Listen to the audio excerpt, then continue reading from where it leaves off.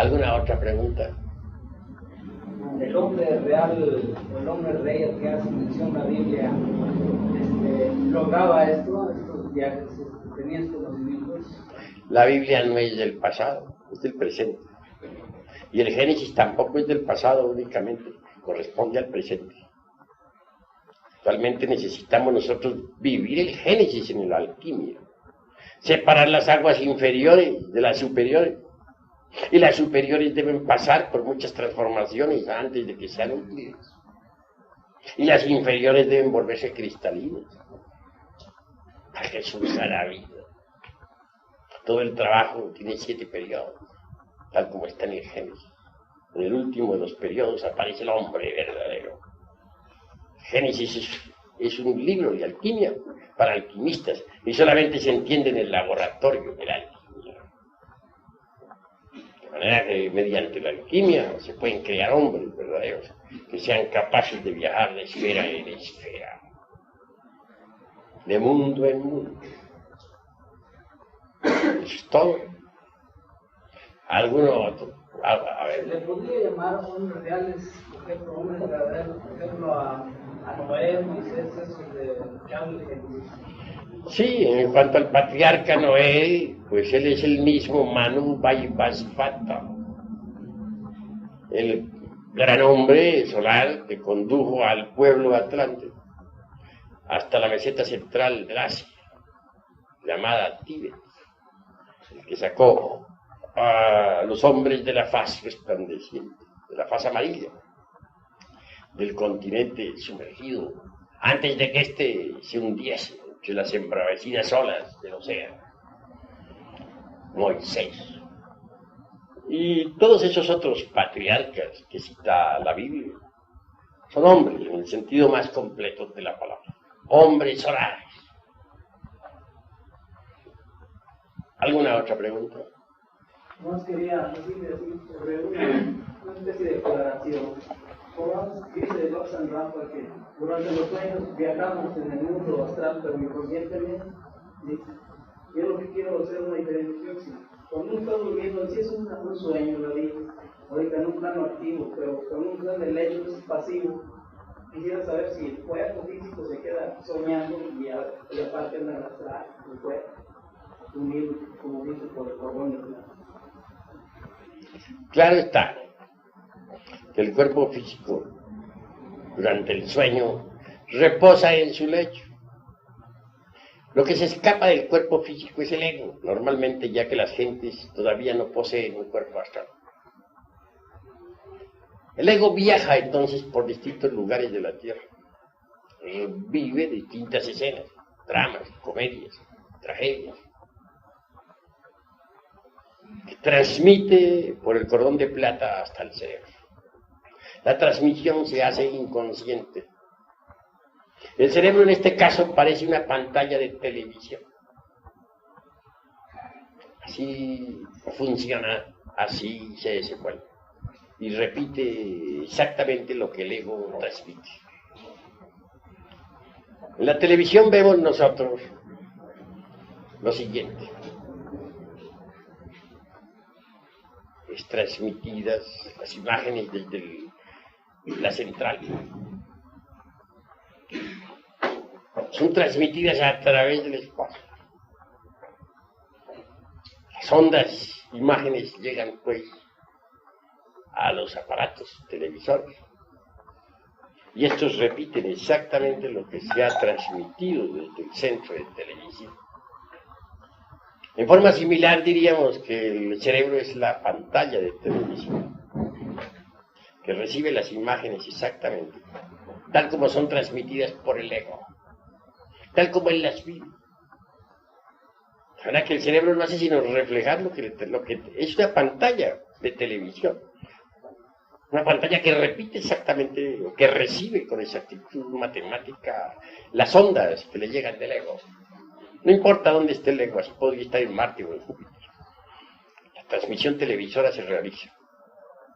Y el cerebro como aparato de televisión, como pantalla lo recibe. Sí, pues. El astral no lo tenemos construido todavía.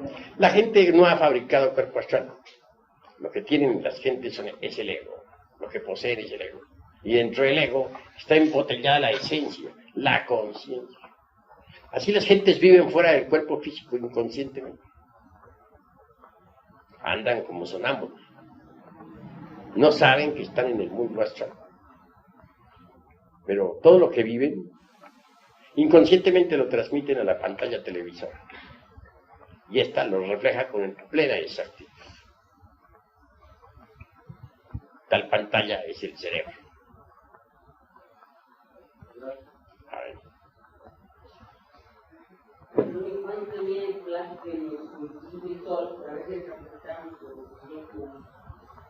El plazo ya terminó. El reloj de arena está parado. Junto al reloj de arena está el esqueleto de la muerte con la guadaña. Dispuesto a eliminar a todos estos millones de seres humanos que no sirvieron para nada, que pueblan la faz de la tierra. Bueno, no exageremos la nota diciendo que no sirvieron para nada. Sirvieron para la economía de la naturaleza. Siguen sirviendo. Hasta los cuerpos físicos destruidos sirven como abono a la tierra. Para eso sí han servido. De manera que los tiempos terminaron. Pero si nosotros aprovechamos lo que queda antes de la destrucción, es poquito de tiempo que nos resta, podemos convertirnos en hombres solares. Saturno está guardando el momento de hacer su desastre. No lo olviden. ¿Qué más?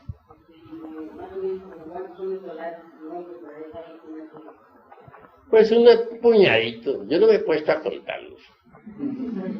Yo sé que hay un pequeño puñado y eso es todo. Hay que aumentar la cantidad, eso sí. Ya que el Sol se ha preocupado por trabajar, ya que ha creado la vida orgánica sobre la superficie del mundo, bien merece su cosecha. Bien ganada, bien merecida. Si un hombre siembra café, tiene derecho a cosecharlo. Y si siembra su maíz, tiene que cosechar su maíz. Y si siembra su frijol, pues tiene que cosechar su frijol. Voy a preguntar aquí, mi hermano. Perdón, yo quisiera hacerle dos preguntas. Habla. Son ideas que tengo, pero no sé si hay errores en ellas. Por eso les digo que usted las corrija. Bueno. Una, como estudiante de medicina, me interesa el hombre, pero hay dos cosas. Me interesa el animal intelectual, que es el que somos, y me interesa el hombre también, de lo que se habla. Me he fijado que en los cuerpos se ven el organismo desde el punto de vista intelectual, pero aún en ese punto de vista se encuentran elementos que componen el organismo que muchas veces su función no está perfectamente bien definida, pero que son capaces de proyectarse fuera de ese cuerpo, como es el caso de la telepatía.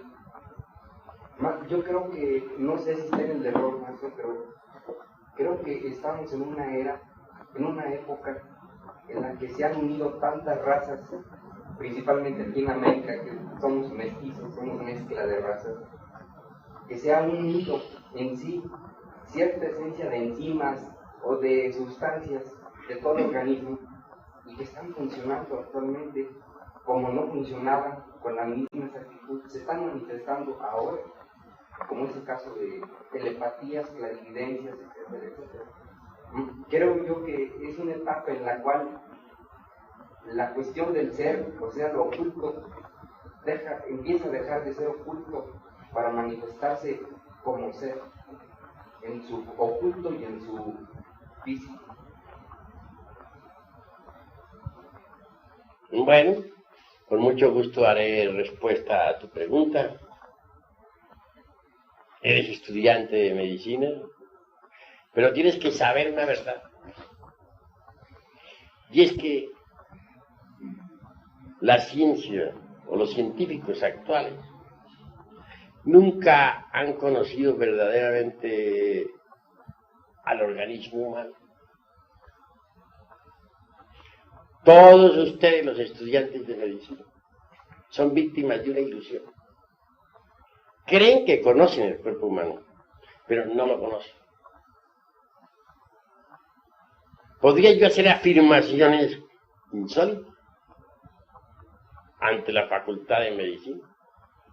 Mas estoy absolutamente seguro de que las rechazarían de plano. Porque el estudiante de cualquier facultad, no hablo exclusivamente de la Facultad de Medicina, es un robot programado.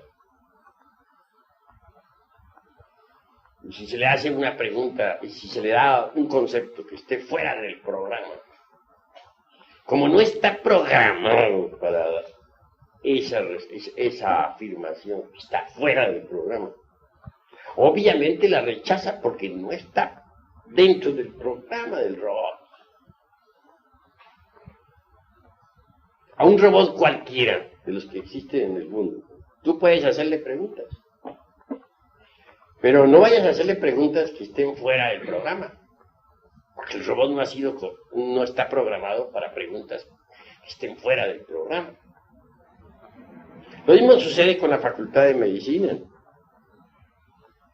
Tiene su programa, cada estudiante, cada profesor, cada doctor, en fin, cada autoridad. Es un robot programado. Si yo le digo, pues, a cualquier robot programado de eso, que el cuerpo humano puede cambiar de figura en estado de ginas, que puede tomar la figura de un animal o de una planta,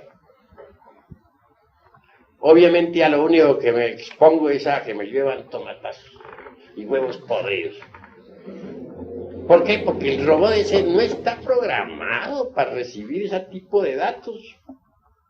Y lo que esté fuera del programa es considerado absurdo. Sin embargo, la cruda realidad es que el cuerpo humano puede hacerse invisible. Puede pasar a otra dimensión de la naturaleza y del cosmos. Puede tomar otra figura. Claro, el robot no lo acepta, porque el robot no está programado para recibir esos datos. El robot responde, brujería, hechicería, jajajaja, eso no sirve, tomates, huevos podridos contra el conferencista. Siglo medioevo. Naturalmente, porque el robot no está programado para recibir tales datos.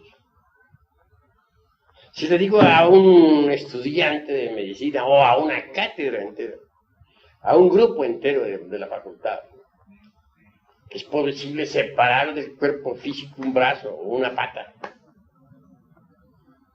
y volver a tomarlo de nuevo, dice, imposible, eso no se conoce en cirugía, jamás se ha hecho ese experimento de que un hombre pueda separar a voluntad su cuerpo, una parte de su cuerpo, y luego reintegrarla a la totalidad sin operación quirúrgica. Eso es absurdo, y claro, y tienes razón en responder. Porque ese robot no está programado para recibir informes tan insólitos. Para esos robots eso es absurdo. Y hasta estúpido, además. Sabría cuentos, aquellos como para cuentos de callejas, como para niños pequeños. Pero los sabios saben que sí es posible. Que se le diga a un robot que existen brujas, el robot diría, a estas horas con brujas, vaya, y en pleno siglo XX, en la era del átomo, de las moléculas, de los cohetes que salen disparados a Marte. Es imposible para un robot. Pero la verdad es la verdad y los hechos existen. Si que les digo a ustedes que las conozco, que sí existen, y si doy testimonio, dicen, el maestro Samael también está creyendo en brujas. No. Pero nada de eso quita la realidad de lo que existe. Por eso hay un dicho que dice, no hay que creer en brujas, pero que las hay.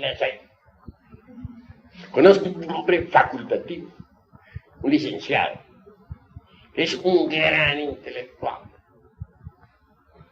Fue marxista, leninista en un 100%. Fue materialista como ninguno. Pero al fin un hombre acostumbrado a la investigación científica resolvió buscar algo más. y encontró el gnosticismo universal. Y dentro del terreno de la gnosis se dedicó a la experimentación. Ese hombre hoy es gnóstico, a pesar de que fue marxista y es profesor, es licenciado en economía y licenciado también en derecho. Ese hombre conoció ciertamente una calchona de esas que se dice bruja. Y no se trata de un charlatán, sino que la vio directamente. No sé, si yo le dijera que lo hiciera la declaración en público, tal vez no lo haría, por temor a que los robots programados, pues, de la facultad de él, lo excomulgaran. Además, pertenece a la generación aquella, pues, de López Portillo. Imposible para él ir a declarar a favor de las pobres brujas. Imposible. ¿Qué dirían? ¿Qué dirían esos señoritos de la sociedad? Esos señoritos de cuello almidonado.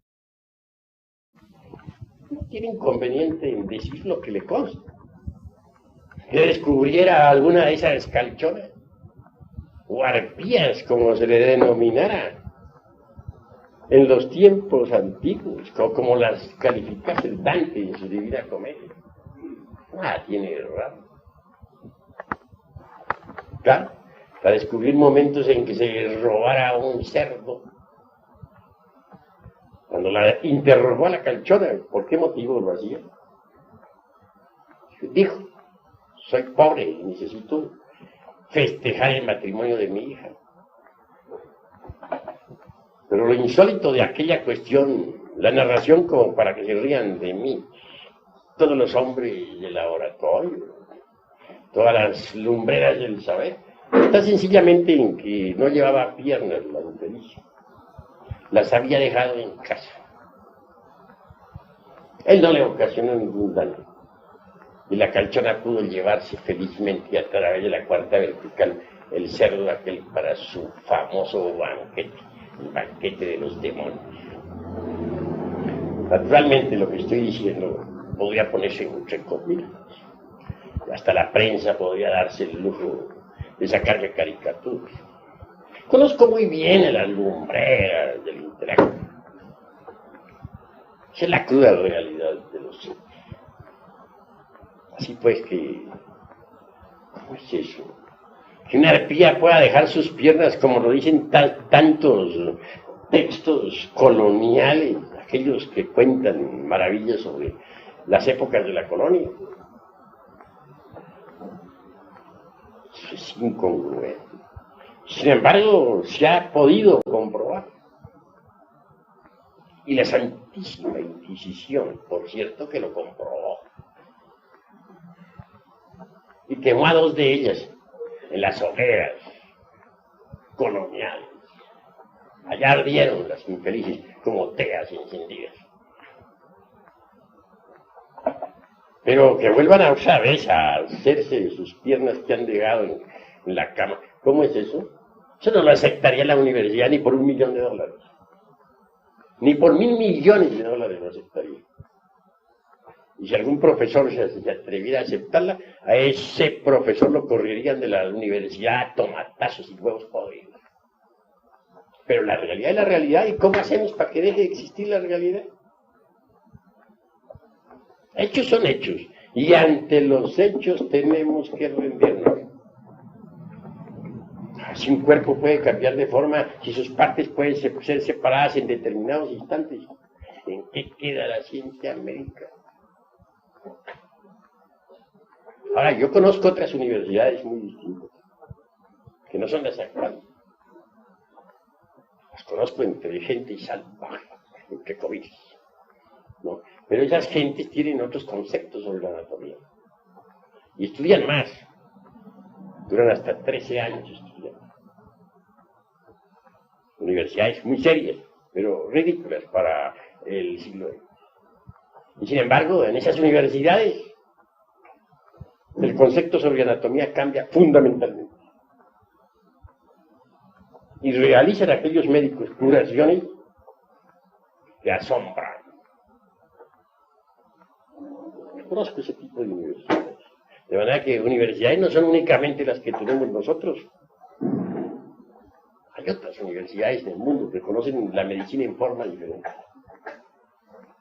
La realidad de los hechos es que hay dos tipos de ciencia. Los bribones del intelecto y la ciencia pura. La ciencia pura es para los sabios. Y la del intelecto está formada con todo ese poder de teorías modernas que abunda tanto por aquí, por allá y acullá. Teorías que pasan de moda como las modas de las mujeres. Hoy una teoría, mañana ya cambió, ya pasó de moda esa teoría, ya viene otra. Y al fin, ¿qué? Tenemos que llegar a la conclusión de que mientras uno no se conozca a sí mismo, tampoco puede conocer el universo. Ni nada. De manera que primero que todo conocernos a sí mismo, antes de poder conocer el universo, antes de poder conocer la naturaleza, antes de poder conocer el cuerpo humano. En cuanto a poderes, es demasiado lo que ha degenerado la humanidad. En la Lemuria, cualquier ciudadano normal, estoy seguro que podía contemplar claramente la mitad de un Holtapanay. ¿Y qué se entiende por un Holtapanay? Un Holtapanay es la totalidad de los colores del mundo, del sistema solar y del universo. Después, mucho más tarde, ya en la Atlántida, los ojos humanos no podían percibir ni siquiera la mitad de las tonalidades del color, sino un tercio. En Babilonia todavía los pintores podían disponer para sus pinturas, para sus trabajos, de algunos millares de tonalidades del color. Hoy apenas si percibimos los 7 colores del prisma solar y algunas pocas tonalidades. La vista está degenerada. Raros hoy son los que tienen una vista regular, no buena, sino regular.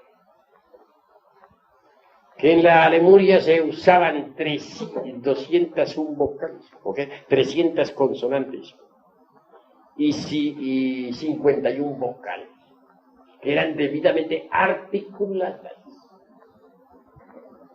Fue degenerando la capacidad del lenguaje. Y hoy apenas si usamos nosotros el alfabeto del idioma que parlament. El olfato en Babilonia fue extraordinario. Había una escuela que se dedicaba precisamente al estudio del olfato, del sentido del olfato.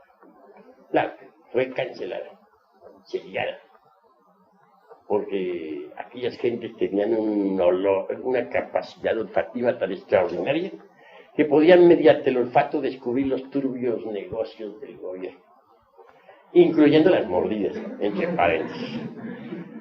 Total, el rey la canceló. Así pues, venimos en procesos de degeneración.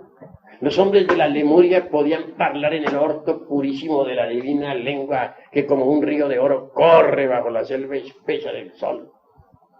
Entonces, por ese lenguaje se podía hablar a los elementales del fuego, de los aires, de las aguas, de la tierra, y los lemures tenían poder sobre los elementos. ¿Hoy qué? En nuestra torre de Babel solamente hablamos en lenguas que ya no tienen ese poder. Hemos involucionado, los poderes que otrora tenía la humanidad se perdieron. Actualmente se suceden a nuestro alrededor miles de fenómenos físicos, ya no hablo psíquicos, sino físicos, y que la humanidad no es capaz de percibir. Con la conciencia dormida, el humanoide solamente percibe 1/millonésima parte de todos los fenómenos que se suceden a su alrededor. Óiganlo bien, 1/millonésima parte de fenómenos físicos es lo que alcanza a percibir la conciencia del humanoide. Hay multitud de fenómenos físicos que a nuestro alrededor suceden y que no son percibidos ni por los mejores científicos de las facultades. Entonces lo que hay ahora es involución, degeneración, de la cual solamente es posible salir mediante la transmutación sexual y la disolución del ego animal. Esa es mi respuesta. A ver, hermano. Como máquina, me pregunto y yo me contesto. Me he preguntado muchas veces sobre el eslabón perdido que tantos hombres de ciencia han buscado en el jet, en el Tíbet, etc. Hace poco me contesté que el eslabón es el sol interno que debemos despertar en Dios y el perdido son cada uno de nosotros. Quiero que ustedes... Mira, voy a decirte una tremenda verdad. Existe por ahí entre las inquietudes intelectuales del mundo el famoso problema aquel del hombre y del mono. Algunos sostienen que el hombre viene del chango, otros que el chango viene del hombre. ¿De cuándo en cuando se agita la opinión pública con el mismo problema y luego duerme nuevamente miles de años? Es por oleada. Hay épocas en que la gente le entra la fiebre por ahí. Vuelven a la misma cosa, a saber quién viene de quién. ¿Y cuál es el eslabón que une al hombre con el chango, con el mono? El famoso eslabón perdido. Repito, algunos piensan que el hombre viene del mono, otros que es al revés, que el mono es el que viene del hombre. Al fin nadie sabe quién viene de quién. Mas la cruda realidad de los hechos es que en la época de la Lemuria, sobre todo a fines, en la época, dijéramos, post-legúrica, algunos animales intelectuales se cruzaron con ciertas bestias de la naturaleza,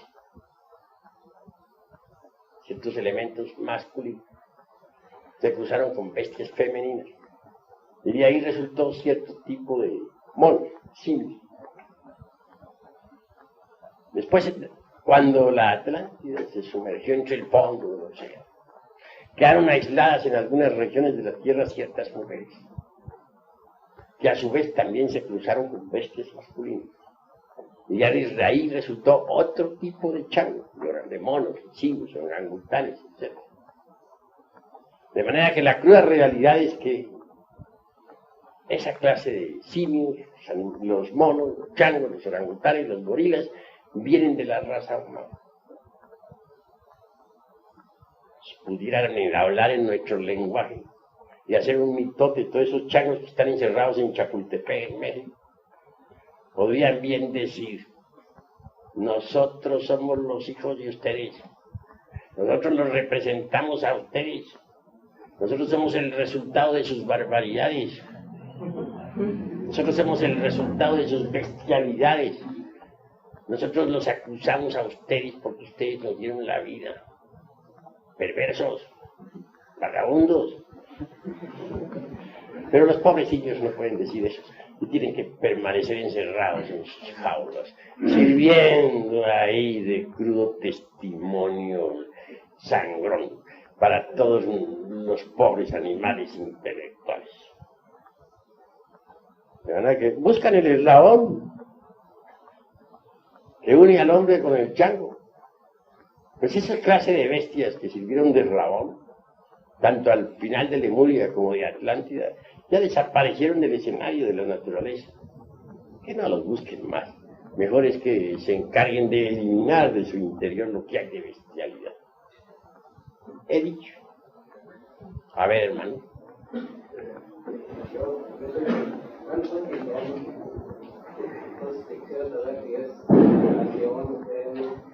Repite que no puse atención. Ajá. Entonces, quiero saber qué es lo contrario, porque estoy cerrando los ojos, digo ya, después de un tiempo me cambia la respiración, no siento que por ejemplo, veo figuras, no veo quisiera ayudarles, que es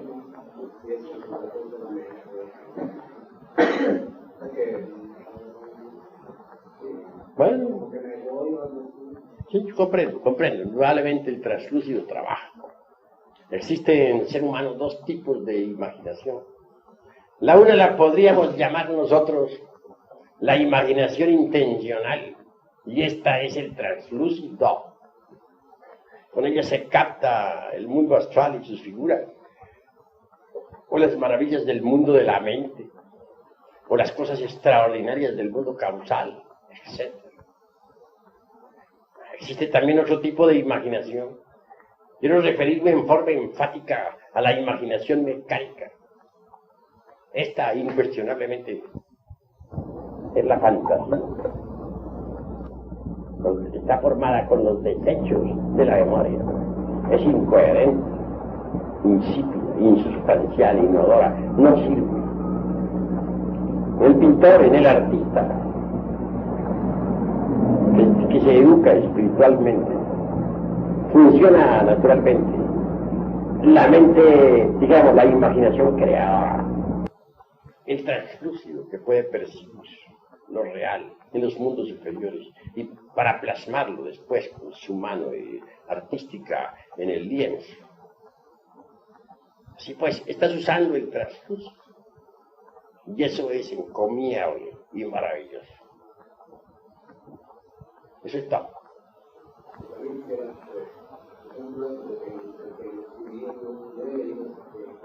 Ellos persiguen la conquista del mundo material, inclusive que hacen que la gente sea más material, sea más, o sea que si predican según eso, sea la gente, y es algo espiritual que va a quitarle todo el mundo y no sea todo. No debemos pronunciarnos contra ninguna raza, porque los judíos es un pueblo como cualquier otro pueblo en el mundo. Y en un pueblo hay de toda clase de gentes. Las hay buenas, las hay malas, las hay creadoras, las hay destructoras, lo hay de todo. De manera que pronunciarnos contra un pueblo sería absurdo. Eso es todo.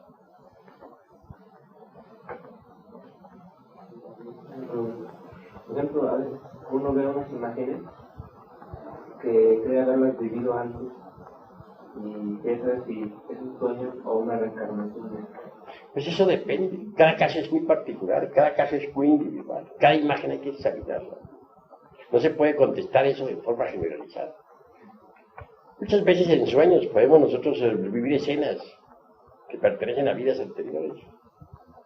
En esos sueños muchas veces podemos vivir ciertos dramas, comedias y tragedias que no coinciden con la época actual. Obviamente, tales sucesos pertenecen a vidas anteriores, a vidas pasadas. Eso es todo. ¿Esos días pasados está vivido uno o son imágenes? Cuando digo vidas pasadas me refiero a las vidas anteriores que todo ser humano tiene. ¿Alguna otra pregunta de los hermanos? A ver, habla. Bueno, yo tengo un poco un video que hacer una calle basada, seguramente que está haciendo un trabajo. ¿Cómo dices? Barájamela más despacio. ¿Cómo se quedó usted? Yo venía, yo hacer mucho calle basada, y tengo como que yo venía a salvar. El Kalki Avatara está aquí adentro. Mi persona no vale nada. La obra lo es todo. ¿Entendido? Persona, repito, no vale nada. El Kalki Avatara está aquí adentro. Él es él. Lo que importa es él, no mi persona. El ser es lo que tiene, es mi ser. La parte superior de mi ser es el avatar. Pero la persona vale, fine, set. He dicho. Creo que hemos terminado esta noche, mis estimables amigos. Y mañana, ¿qué es el programa? Mañana, sí, la noche.